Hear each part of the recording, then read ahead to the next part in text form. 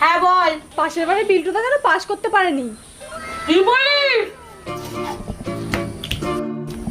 চল চল তাড়াতাড়ি চল। পুরো কথাটা শুন। আরে ও মা, অনিতা দি দাঁড়াও শুনবে। অনিতা দি কথাটা না শুনে চলে যাচ্ছে, দাঁড়াও। অনিতা দি শুনিস? হ্যাঁ, কি হয়েছে? বিল্টু তো এবারও পাস করতে পারিনি।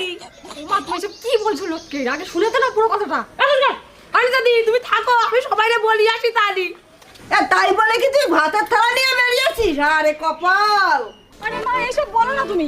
আরে তুই চুপ কর তো। ওই বিল্টুর মা বিশাল পড়াই ছিল, তোমার ছেলে এই সেই ব্যাক ফেল করেছে। পুরো কথাটা তো শোনো তুমি। তুমি শুধু এসব বলে যাচ্ছ বারবার। আমার কথাটা তো শুনবে। কি শুনবো তোর কথা? চল।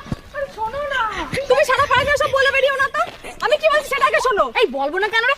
আগের দিন বিল্টুর মা ওই কলপারে এসে ছেলের নামে কি প্রশংসা